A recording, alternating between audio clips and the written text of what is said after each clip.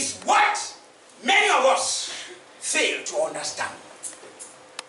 This is what many of us fail to understand and to possess. That you are born with power and authority. Before we go into the scripture, I want to separate the two things. You can have power, you don't have authority. Let me explain. Power are the physical things.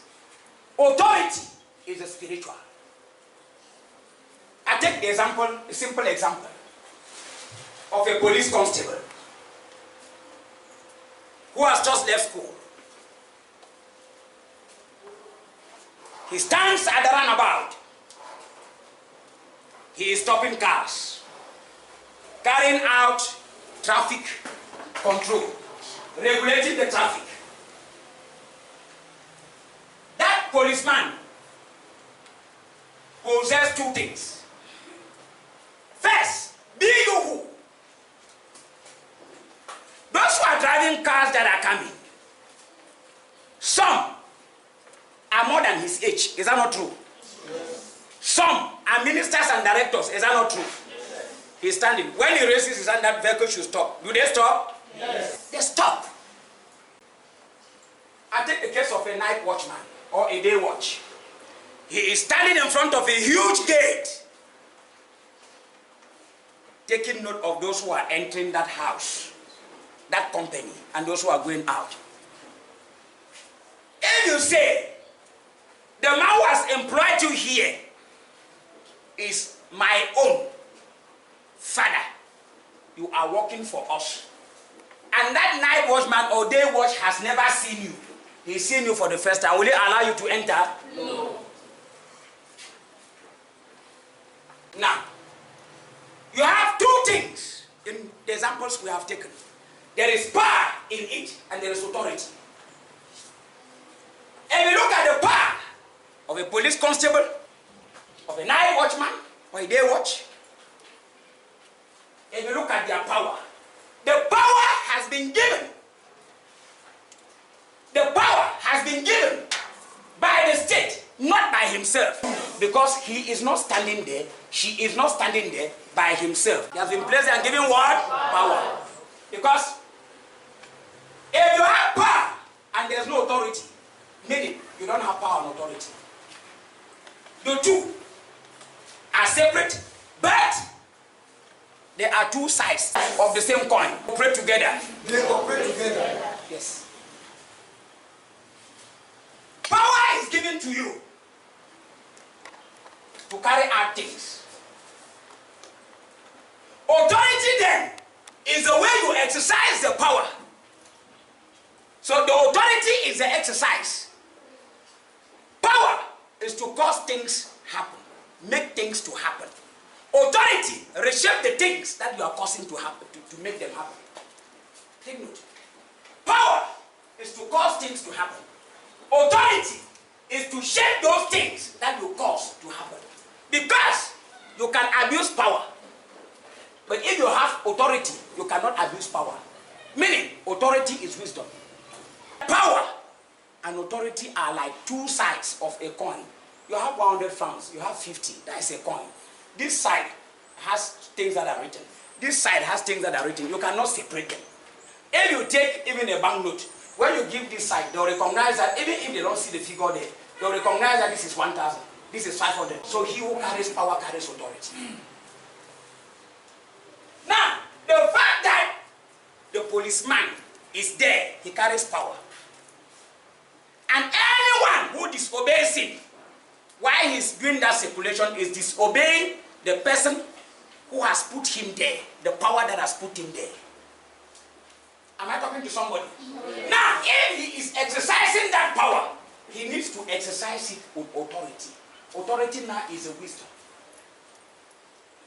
How to exercise that power. In you, you have power, but you don't know how to exercise it. That is why you are crying. Situations that you were supposed to tell by power, virtue that you have been sent with power, you don't exercise them. When you sit quiet, that is lack of authority. The demon now misuse your authority. Meanwhile, you have power in you. Every pain you have cried and you continue to cry in life is something that you could have opened your mouth with the power that has been given to you, and you exercise authority and the thing leaves.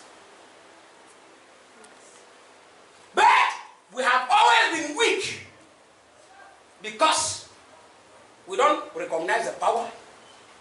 And if power is not recognized, authority is lost. Where do you exercise your power and authority? It's a question. Where do you exercise your power and authority as a child of God?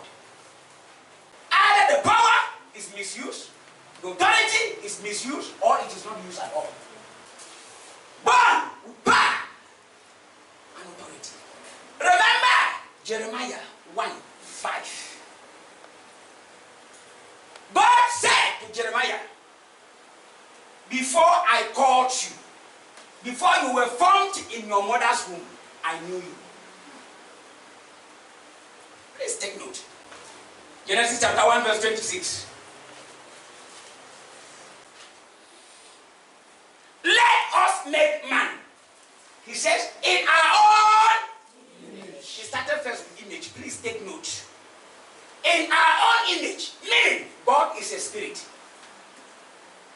Who you are in the physical is who God is in the spirit. Meaning, God has a hand, He has a mouth, He has ears, He hears. Image in our likeness, the way we like, not the way man likes. Rule. For you to rule over something means you have what? Power. Let them rule over the fish of the sea. He started first with water. And the birds of the air. Over the livestock.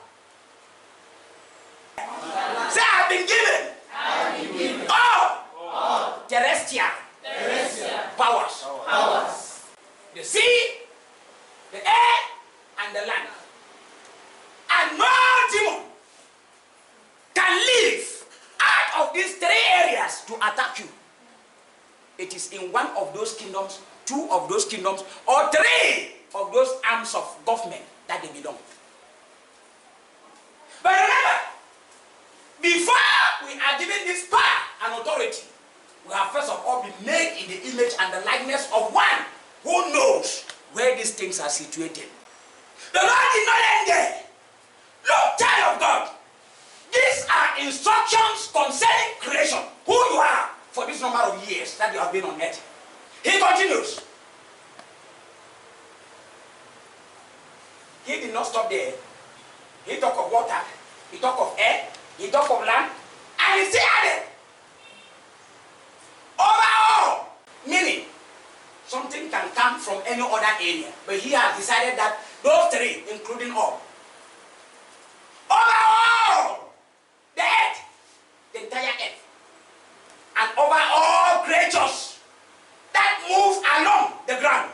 28. God blessed them. He did not just create us empty. He blessed us. You can still make something.